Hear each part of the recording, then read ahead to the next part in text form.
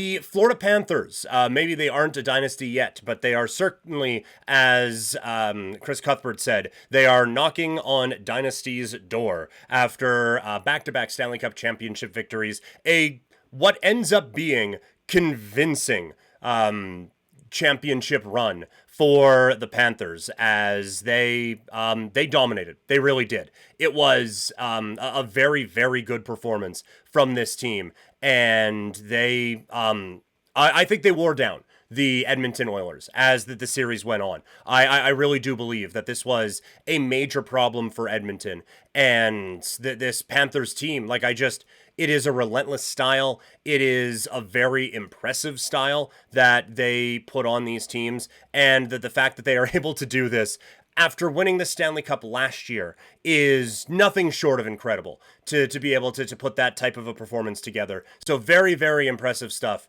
here from the Florida Panthers. I'm blown away that a team can do that type of a performance in the Stanley Cup final while having won it a year ago. Like, to have the desperation to do that again is so very impressive. So hats off. Sea of Dead hat off to the Florida Panthers for what they did. Like, it was complete control. It is what it was. It was on the offensive side, wearing down the defense, and that aggressive forecheck, relentless pressure, forcing the turnovers. And it is just the added pressure. Obviously, like, that forecheck is relentless and everything with that. But also to have the other team knowing that any mistake they make is going to come back into a high danger opportunity for you, that's a very, very, very scary proposition for these teams to deal with. And Edmonton, it wore them down at some point. Like, Edmonton, they certainly had their injury issues and all of those things, but they were beaten up by the end of this. They were. And the Panthers really just absolutely took it to them. Defensively, it wasn't a brilliant performance on all accounts, but what they did against Connor McDavid is going to stick with me for a very long time. And none of it is on McDavid. I will put that out there. This is a team that did one of the best jobs on one of the best players to have ever played the game that I have seen in any sport. When you look at how well they were able to limit Connor McDavid and the opportunities that he had, what Barkov was able to do, what Reinhart was able to do, and what this whole defense was able to put out there was just so incredible. The job they did in limiting McDavid. Did it lead to chances for other people? Yeah, it did. Did it lead to some breakdowns early on in the series? It absolutely did. You could see, and this was one of the things that impressed me too about this Panthers team as the series went on, is that they got better. As this series went on, they got better, and they learned from some of the mistakes. You look at a couple of the first games, you would have a couple of guys following McDavid. Just like anytime he would have it, okay, we're on to him. And that led to a lot of weak side opportunities. Bobrovsky would stop some, he wouldn't stop all of them. Eventually, they figured out how to handle that, and they allowed a couple of opportunities for Bouchard. We kind of talked about it in some of the other podcasts here, but they allowed Bouchard this opportunity because the Oilers were doing this kind of high-in-the-zone cycle with Nugent-Hopkins and with McDavid, and Nuge would drop it off, and a defender followed him. And they drop it to McDavid, so obviously a defender's following him. Well, now you have two defenders over on that side of the ice who are occupied. You have two down at the front of the net, and like 90% of the zone is just wide open for Bouchard to walk in. He gets a great opportunity and it's stopped. Later that same game, Edmonton did the same thing. Florida stayed put. They did a fantastic job of still limiting the top players, but not overcommitting to it to allow some of the other high-level players that Edmonton had to slow them down in any way. Just fantastic, fantastic work from this team. And they really should be applauded for it. And then something that could be lost in a lot of what happened in this series is Sergei Bobrovsky. A lot of the talk in net was on the Edmonton side. Bobrovsky, I think, deserves some flowers because he was excellent. And I think that was a big part of the frustration for Edmonton, is that they were getting some chances, and he was there to shut the door time after time after time after time, just not letting them get any opportunities.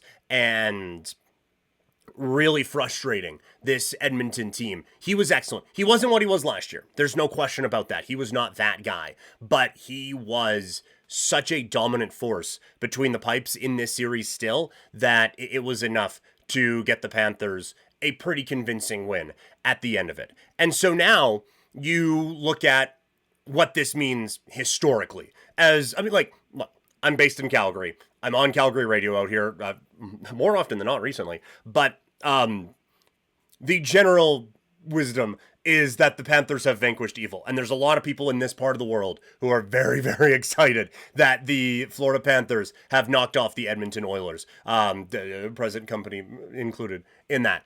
But you do have to look at the overall, like, okay, is something like this good for hockey, I would say. And my initial thought is yes. You don't want this kind of a dominant run to last forever. You don't want, oh, wow, the Panthers have won 7 in a row. Champions again. You don't want that sort of a thing, but it is good to have a standard bearer. It is good to have, quite frankly, for those not in Florida and southern Alberta, it is good to have a villain out there, and the Florida Panthers are that, and now they are the measuring stick in the National Hockey League. 3 Stanley Cup appearances, no duh. Back-to-back Stanley Cup championships, yeah, that's going to give you that measuring stick label. But they are, I think, a great example of what happens when you run an organization properly, when you actually put the right people in place and build a culture around this team. So is it good to have a top team like this, or is parity the way to go? I think having a top team like this is good for a while. As long as, like I said, it's not like 5, 6, 7 Stanley Cups and they're just dominating there. But it is good for stints to have a team that everyone is measuring up against so that you know, all right, if nothing else, this is the game I need to watch. Because as you're trying to grow the game, it's not just going to be, oh, there's any hockey on, let me watch this. You need to have a marquee team that people know who to pay attention to. And right now, that team in the NHL is the Florida Panthers. You don't want parity because then everyone feels the same. And if everyone feels the same, no one is special. And if no one is special, no one's watching. So this type of a thing from the Panthers, I think it's a good thing for the National Hockey League. We can have debates about how they got here with the tax thing and all of that, but I think that I think it's great. I think it is awesome for the sport that you have a team in a non-traditional hockey market, and I get there's been a few of them recently, but you have a team in a non-traditional hockey market getting this type of a buzz in their market. So credit to them for that. The question now is this a dynasty? And to that, I would say no. To me, it has to be like kind of a 4-year run for there to be the dynasty call. And 3 championship wins have to be involved, I think. Like, back-to-back is very impressive. Don't get me wrong. Only 2? How could you? Obviously, that's not the case. But I do think having a run of 4 and having at some point you win 3 in a row. Or not 3 in a row, but 3 in a reasonable amount of time. Not 3 in 10 years. But like 3 and 4 would do it. 3 and 5, yes. 3 and 6, and we're pushing it a little bit. But they are right on the doorstep. And they have a lot of interesting questions now this offseason with Ekblad, with Bennett, with Brad Marchand. What do they do with those guys? They are at a point with roster construction, with how I view them as a team building group, and how I view them as an organization that just knows how to scout. I view this as a team that now is one where if you have any kind of a problem, like, okay, well, yes, Bennett's leaving, so we have to figure this out. So what do we do? Okay, well, we found this guy for $875,000, and we just kind of plucked him, brought him on our roster, and hey, look at that. Now we won again. You know, like, I feel like that's probably the way that this team goes, is like, will they, I think that Bennett should want to stay in Florida. I think that Bennett should try desperately to stay in Florida, and I think that this is a spot that is perfect for him. But if he leaves, I do trust that this team will be able to find the next Sam Bennett and try to go about it that way. So we'll have more conversations like that on future episodes, and looking at like what they can do, what they can find with this team to see how they can get to where they want to get to, I guess, here in the Stanley Cup playoffs. We have a chat from Deeds. This one here. Highly impressive how they've gone to 3 straight finals and 2 straight cups. That's a lot of hockey in the last 3 years. It is. And to stay so motivated to do what they have done is so freaking impressive.